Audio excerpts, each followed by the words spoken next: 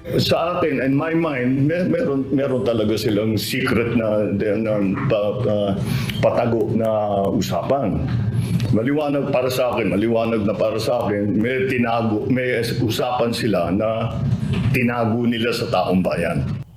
Mga kabayan, kumbinsido si Pangulong Bongbong Marcos Jr. na may naganap na secret agreement sa pagitan ni dating Pangulong Duterte at Chinese President Xi Jinping. Sabi ni Pangulong Bongbong Marcos Jr., maliwanag na sa kanya na may secret agreement si dating Pangulong Duterte at Chinese President Xi Jinping na itinatago sa taong bayan. Now we need to know, what did you agree to? What did you compromise? Ano yung pinamigay ninyo? Bakit nagagalit sa atin ang mga kaibigan natin sa China dahil hindi kami sumusunod? Ano yung dapat namin gawin? Anong laman ng secret agreement na yan? Sa isang press con sa Davao, nanindigan naman si dating Pangulong Duterte na wala silang naging secret agreement ni Xi Jinping, sa halip ay may banat siya kay Pangulong Bongbong Marcos at sinabing i-refer na lang ng administrasyon ni PBBM ang gusot na hanggang sa ngayon ay patuloy na umiinit at hindi pa rin matapos-tapos na tensyon dyan sa West Philippine Sea. Kaya ito sabi ko kay Marcos, stop complaining and expounding on it. Do it and repair. Yan ang sasabi ko sa kanila. I challenge them na sila man na sa gobyerno ngayon, di i-repair nila at gumawa sila doon ng mga bahay-bahay kung saan. If they are really ready for that. Gawain na nila ngayon gusto nilang gawin.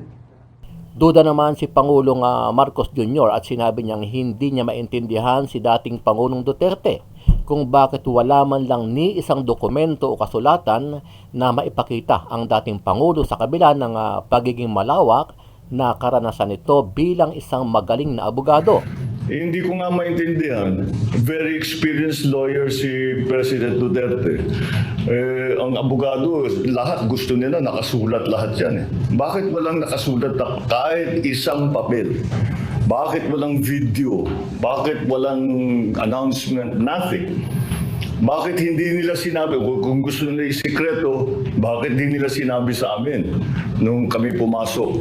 Na sabihin, meron kaming usapan, dapat sundan natin. Sa huli, sinabi ni dating Pangulong Duterte na walang naganap na secret agreement sa pagitan ng China at Pilipinas. At kung meron man ay sasabihin nila ito sa taong bayan. Kung may agreement man kami ni President Xi Jinping, walang secret agreement yan. We agree. Then after that, yung agreement namin, isasabi namin sa mga tao, foreign affairs particularly, to verbalize everything that is being said in whisper. Kung meron man ang agreement. Ano ang masasabi mo dito, kabayan? Sa iyong palagay, may pinamigay nga bang teritoryo itong si dating Pangulong Duterte sa China base na rin sa pahayag ni Pangulong Bongbong Marcos Jr.? Sama-sama nating panuorin ang buong detalye ng balitang yan at pakicomment nyo po ang inyong mga reaksyon at sariling opinyon. Pero bago yan, muli po ako nag-iimbita. Sa mga hindi pa po nakasubscribe sa ating channel na Kabayan News PH, pakipindot po ang subscribe button at pakiclick na rin ang notification bell para lagi kayo updated sa mga bagong upload natin na legit at napapanahong balita.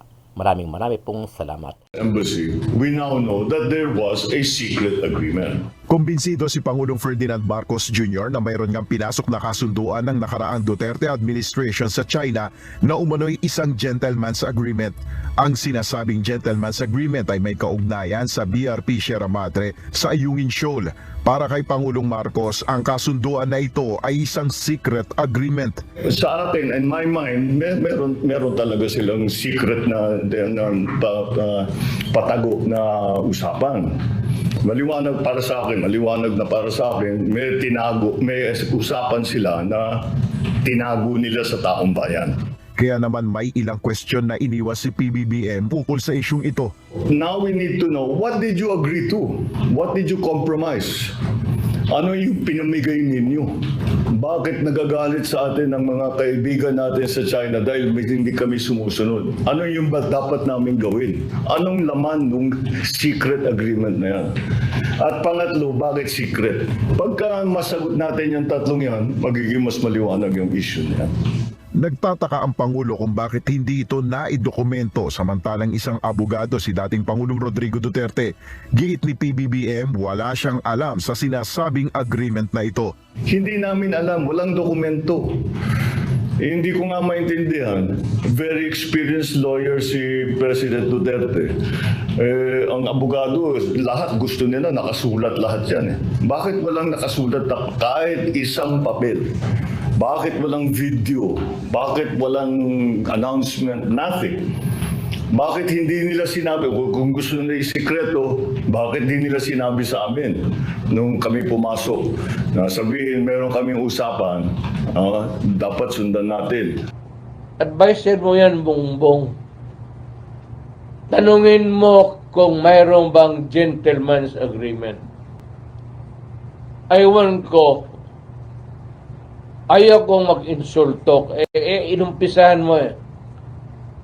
Kung tinawagan mo sana ako, di hindi ka makatanggap nito. Ikaw putang ina ka, hindi ka nakatapos hanggang second year college ka lang.